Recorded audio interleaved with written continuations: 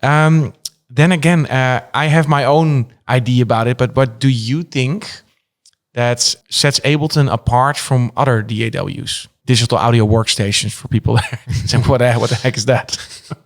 I think it's made for live when it's developed. Like in 1999, Ableton was like created. Live 1 is released in 2001, I think.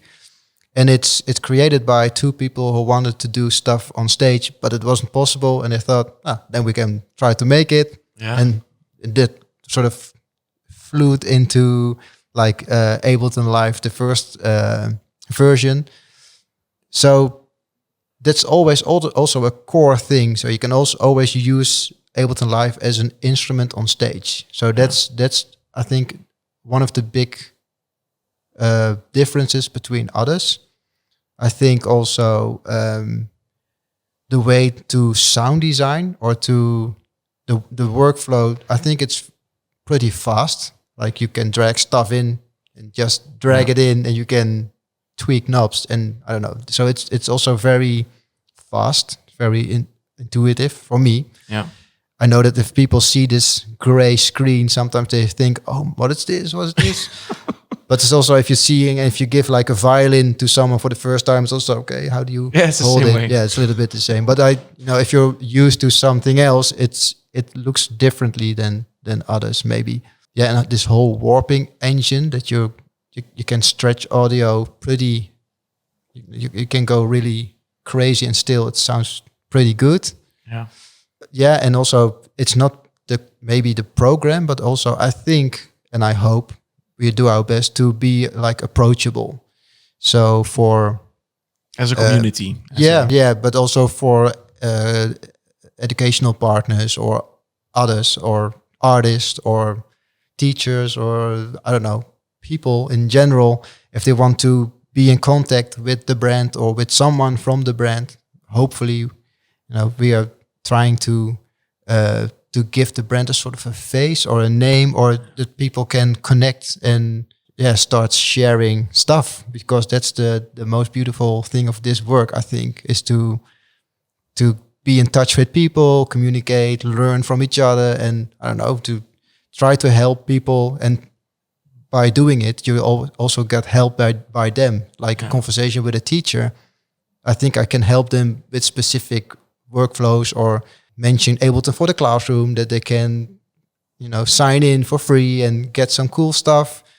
And then they say, oh, it would be nice if we got this, and I can share with the educational team. So it's a sort of a circle that's always there. So that's also, and not to mention like other brands, or don't say it's better or worse, but I think it's good if you can have like a sort of a community, and someone from Ableton can be like someone in England or France or me here, to get in touch with people.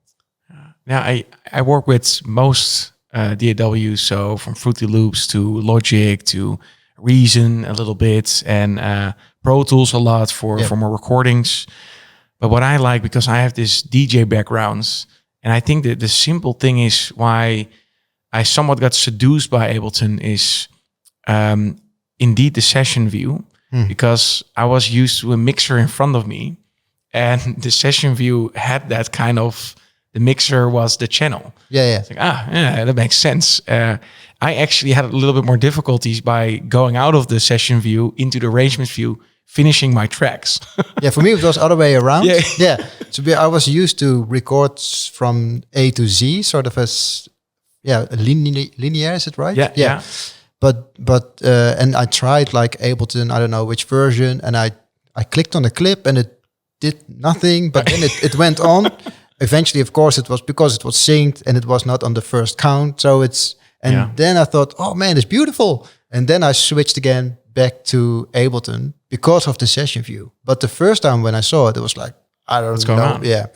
But it's super powerful if you're for a creative ID. So to kind of loop based, get your creative ID out and maybe get a climax, especially for what I was doing, electronic music, techno, melodic, kind of progressive, a little bit of electronica. I can get it to within 15 minutes. I could get something very strongly MIDI versus some audio tracks, versus some loops that I was using. And later on, I said, oh, I need to really fastly push this into the arrangement view, make the arrangement, make the skeleton of the track, and then fill it in later. But to get that first kind of magic out, that was great for me. And later on, I pushed that into cinematic music. And I know that back at the time, people were still saying, like, oh, why do you don't use Cubase for that? Because that's kind of the standard. I said, no, that really doesn't matter. It's really what's up to your liking. So if somebody would ask me what is the favorite DAW, I can say what my personal preference is. But yeah, many tools are great. Yeah. For me, it was Ableton. So I'm very happy that because there were already so many established DAWs at the time, and Ableton was kind of the new one, the new kid on the block. I do like new technology. So always if there's something new coming in, it's like, nice to step into that. Doesn't always equal a better product though, if something is newer. No. Yeah. But for this one, it really worked on my workflow. And I think that sets it apart. But maybe it was my DJ backgrounds in combination with how I just saw audio and how I could kind of relate to that or communicate with it. So that was kind of why I think it's a little bit standing out from other ones. And then kind of to bring it back from arrangement view to session, if you want to do a live set, was all in one program. Instead of like, we need to bounce all the stamps. Let's push it somewhere, MIDI files there and here. No, it was already there. So very nice. Hey there, I appreciate you watching the video. If you like this one, check out this video or that video.